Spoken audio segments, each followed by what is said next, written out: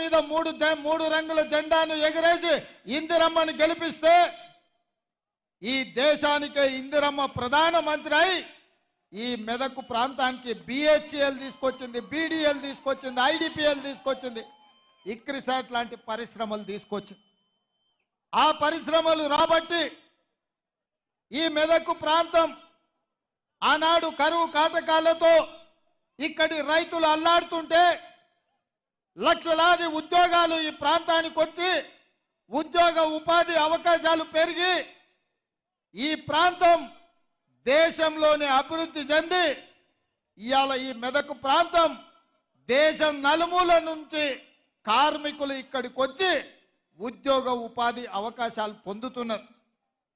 ఇవాళ దేశంలో ఏ రాష్ట్రం వాళ్ళైనా బెంగాల్ కావచ్చు, బీహార్ కావచ్చు, ఉత్తరప్రదేశ్ కావచ్చు, రాజస్థాన్ కావచ్చు, మధ్యప్రదేశ్ కావచ్చు, ఛత్తీస్గఢ్ కావచ్చు, జార్ఖండ్ కావచ్చు, మహారాష్ట్ర కావచ్చు, కర్ణాటక కావచ్చు, తమిళనాడు కావచ్చు, కేరళ కావచ్చు, ఆంధ్రప్రదేశ్ నుంచి వచ్చిన సోదరులు కావచ్చు, ఇవాళ ఎవరైనా బ్రతకడానికి తెలంగాణ రాష్ట్రానికి వస్తున్నారు అని అంటే ఆశ్రయం ఇచ్చి హక్కున చేర్చుకున్నది ఈ మెదకు ప్రజలు, కడుపులో పెట్టి చూసుకొని కాపాడింది ఈ మెదకు ప్రజలని చెప్పి నేను గర్వంగా మాట్లాడుతున్న ఈరోజు.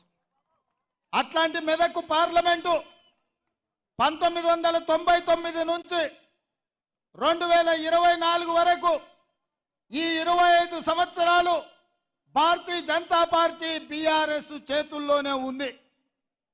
ఆల నరేంద్ర నుంచి మొదలు పెడితే కొత్త ప్రభాకర్ రెడ్డి వరకు 25 సంవత్సరాలు పార్లమెంట్లో బీఆర్ఎస్ వాళ్ళు, బీజేపీ వాళ్ళే ఉన్నారు.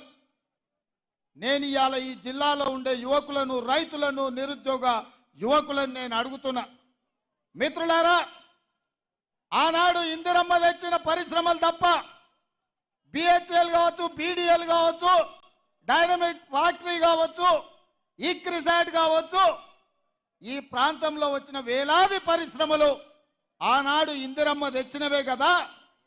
10 ఏళ్ళు ఈ ప్రాంతంలో ముఖ్యమంత్రిగా ఉన్న చంద్రశేఖర్ రావు ఆర్థిక మంత్రిగా, ఆరోగ్య శాఖ మంత్రిగా, వివిధ శాఖల మంత్రులుగా ఉన్న ఆయన అల్లుడు హరీష్ రావు గారి మెదక్ ప్రాంతానికి ఏమన్నా తీసుకొచ్చిందా అని నేను అడుగుతున్నా.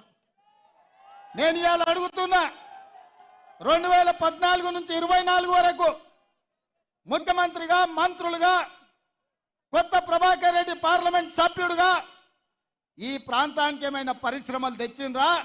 ఈ మెదకు ప్రజలు ఏమన్నా బాగుపడ్డారా అని నేను అడుగుతున్నా.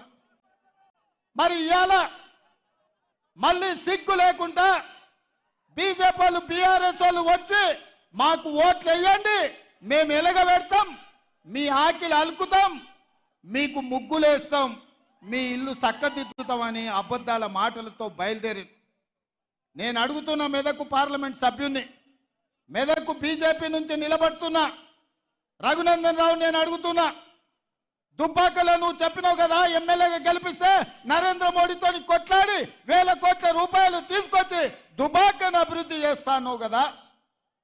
మేమందరం దుబ్బాకకు బస్సులు వేసుకొని వస్తాం, నువ్వు తెచ్చిన నిధులేందో, నరేంద్ర మోడీ ఇచ్చిన పరిశ్రమలేందో దుబ్బాకలో నాకు చూపించమని నేను అడుగుతున్నా. ఇవాళ ఎమ్మెల్యేగా దుబ్బాకలో అక్కడి ప్రజల్ని, అక్కడి రైతులను వంచిస్తే ఆ ప్రాంత ప్రజలు తిరస్కరించిన రఘునందన్ రావు మళ్ళీ రంగు మార్చి మెదకు పార్లమెంట్లో ఓట్లేమని అడుగుతున్నాడు. నేను అడుగుతున్న, రఘునందన్ రావుకు ఓటేసి ఒకవేళ ఎంపీ అయితే నరేంద్ర మోడీ ప్రధానమంత్రి కాకుండా చంద్రమండలానికి ఏమైనా రాజు అవుతాడా? ఈ 10 ఏళ్ళు నరేంద్ర మోడీ ప్రధానమంత్రిగా ఉన్నాడు కదా, ఈ మెదక్ ప్రాంతానికి ఒక్క పరిశ్రమ అయినా ఇచ్చిండా అని చెప్పి నేను బీజేపీ నాయకులను అడుగుతున్నా. నేను సూటిగా సవాలు విసురుతున్నా. ఇవాళ బీజేపీ బీఆర్ఎస్ వాళ్ళకు మా మిత్రుడు చెప్తున్నాడు, పద్మశాలీల మీద జిఎస్టీ తీసుకొచ్చి ఇవాళ చేనేత పరిశ్రమను కుప్పకూల్చిండు, చిన్న పరిశ్రమలు అన్ని కూడా మూతపడ్డాయని చెప్పి ఇక్కడ ఒక నిరుద్యోగ యువకుడు చెప్తున్నాడు. నేను అడుగుతున్నా, నరేంద్ర మోడీ ప్రధానమంత్రిగా 10 ఏళ్ళు ఉన్నాడు, ఈ కల్వకుంట్ల చంద్రశేఖర్ రావు రాష్ట్ర ముఖ్యమంత్రిగా 10 ఏళ్ళు ఉన్నాడు. ఈ తన్నీరు హరీష్ రావు 10 ఏళ్ళు రాష్ట్ర మంత్రిగా ఉన్నాడు. 10 ఏళ్ళు అధికారం వెలగబెట్టిన వీళ్ళు ఈ మెదక్